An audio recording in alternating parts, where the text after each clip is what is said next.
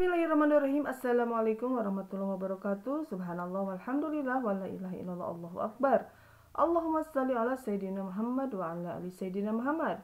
Sahabat Qalbun Salim dari Samawa dimanapun kalian berada, pada kali ini saya akan memberikan materi tentang di surah Al-Baqarah ayat 155 ya. Ini firman Allah Subhanahu wa taala yang artinya adalah, dan sungguh akan kami berikan cobaan kepadamu dengan sedikit ketakutan, kelaparan, kekurangan harta, jiwa, dan buah-buahan. Dan berikanlah berita gembira kepada orang-orang yang sabar, ya itu. Jadi Allah Subhanahu wa taala sudah memberitahu kepada kita semuanya bahwa kita akan diuji ya. Pertama adalah ketakutan, kedua adalah kelaparan ya, ketiga adalah kekurangan harta, keempat kekurangan jiwa dan buah-buahan itu ya yang akan diujikan oleh Allah Subhanahu wa taala. Dan berikanlah berita gembira kepada orang-orang yang sabar ya. Nah selanjutnya sahabat-sahabatku semuanya, sahabat Qalbun Salim dimanapun kalian berada, siapa bilang hidup itu adil ya? Hidup memang tidak adil ya. Allah lah yang maha adil.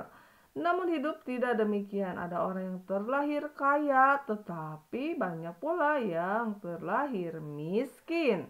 Tetapi banyak pula yang terlahir miskin ya. Ada orang yang terlahir dengan fisik yang sempurna, tetapi ada juga orang yang terlahir dengan cacat fisik, yang mereka memilih jalan haram, hidup bergelimang kekayaan, sedangkan mereka yang berada di jalan lurus senantiasa patuh pada aturan-aturan Allah Subhanahu wa taala.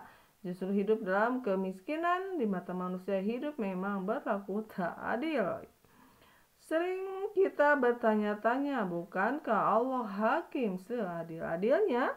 Surah At-Tin ayat 8. Lantas, mengapa Allah yang maha adil menciptakan kesukaran?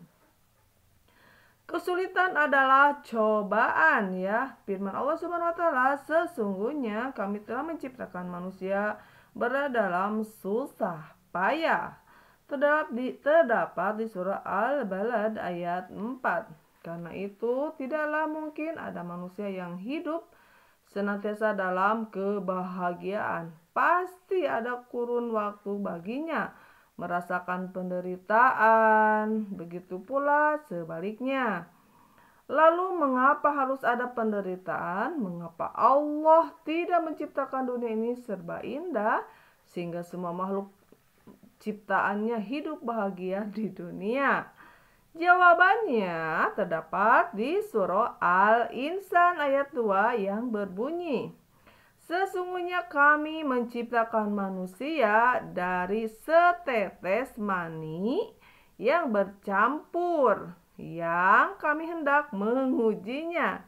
Hidup adalah cobaan. Allah hendak menguji mana di antara hambanya yang bertakwa, dan anak-anakmu itu hanyalah sebagai cobaan, dan sesungguhnya di sisi Allah lah pahala besar. Surah Al-Anfal ayat 28. Nah, kesulitan adalah penghapus dosa ya. Allah Subhanahu wa taala menjanjikan orang mukmin baik laki-laki maupun perempuan senantiasa mendapatkan cobaan baik dirinya, anaknya, maupun hartanya, sehingga ia menghadap Allah Ta'ala tanpa membawa dosa ya. Hadis riwayat At-Tirmizi. Penderitaan adalah sarana bagi manusia untuk menghapus dosa. Mungkin saja di masa lalu kita telah melakukan perbuatan yang tidak baik ya, sehingga Allah memberikan kesempatan kepada kita untuk mencuci dosa. Dosa itu melalui kesulitan hidup. Akan lebih baik bagi kita membayar dosa di dunia daripada di akhirat. Sayangnya tidak semua manusia menyadari hal ini. Seringkali cobaan yang kita terima sedemikian berat sehingga hampir-hampir kita dibuat putus asa. Tak jarang pula yang memilih nekat mengakhiri hidupnya karena tak sanggup menghadapi penderitaan hidup. Adakah cara ampuh untuk menghadapi hal ini?